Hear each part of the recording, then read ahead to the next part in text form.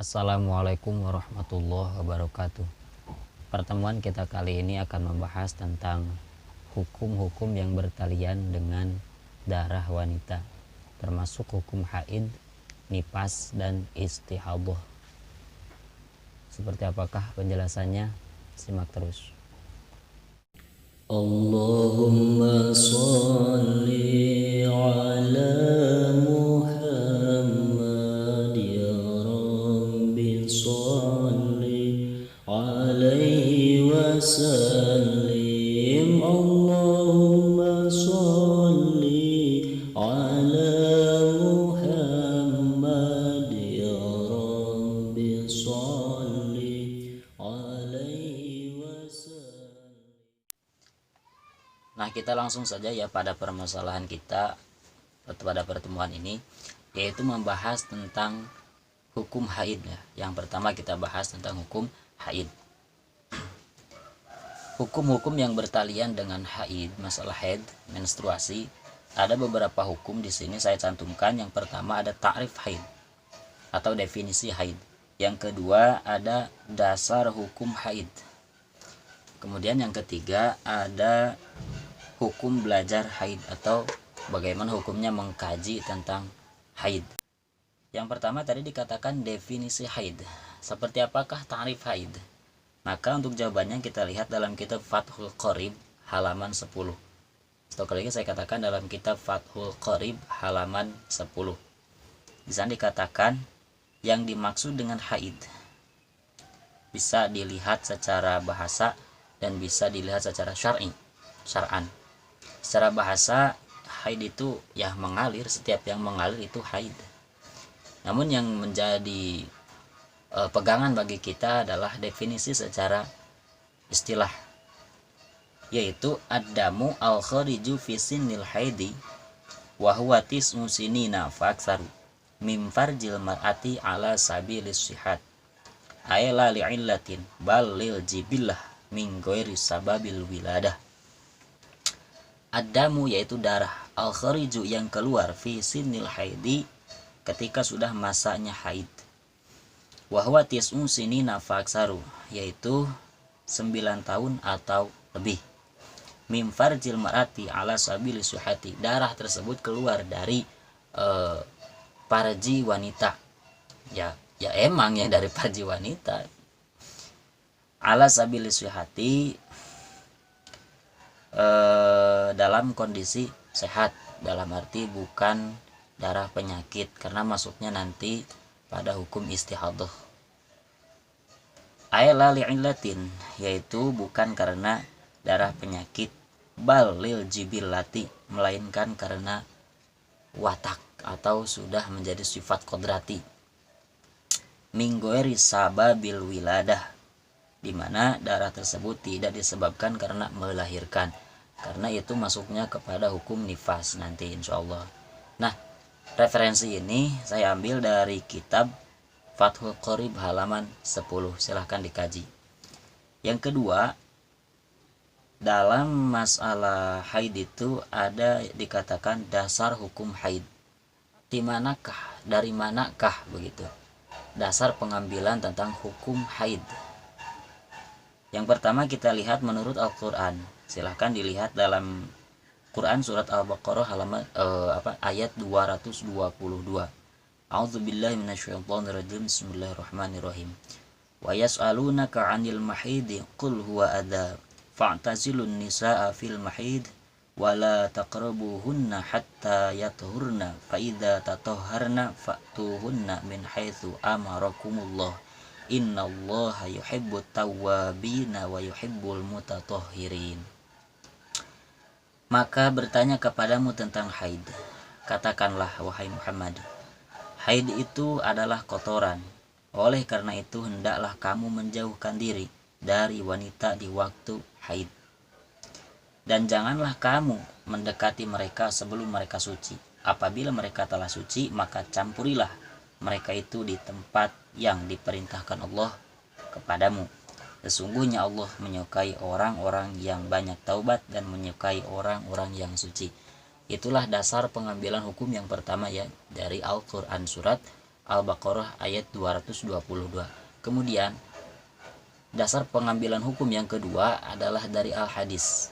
Tepatnya di sini hadis dari Siti Aisyah, riwayat Bukhari Muslim. Sudah tidak perlu dipertanyakan lagi ya antara kesohihan dan tidaknya.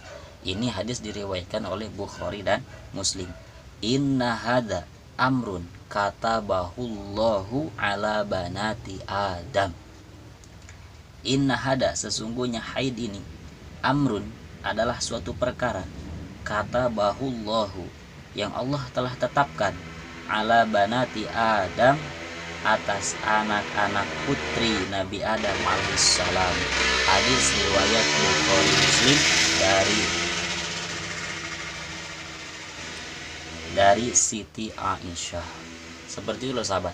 Yang ketiga, dasar hukum belajar ilmu haid atau belajar mengkaji tentang ilmu haid. Seperti apakah hukumnya? Apakah wajib, sunat, haram, makruh, dan yang lain sebagainya. Di sini saya lihat dalam kitab Hasyiah Al-Bajuri juz awal halaman 113.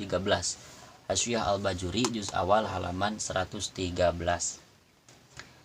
Bismillahirrahmanirrahim. Wa yajibu 'alal mar'ati. Hukumnya wajib bagi seseorang wanita. Apakah yang wajib? Anta ta'allama ma tahtaju ilaihi min ahkamil haidi wan nifasi wal istihadati, yaitu mengkaji sesuatu yang dibutuhkan oleh wanita tersebut yang mencakup masalah hukum-hukum haid, nifas, dan istihadah.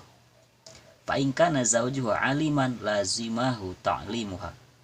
Apabila suaminya itu pintar, dalam arti bisa tahu, mengerti tentang hukum haid, maka wajiblah bagi suami mengajari wanita, istrinya.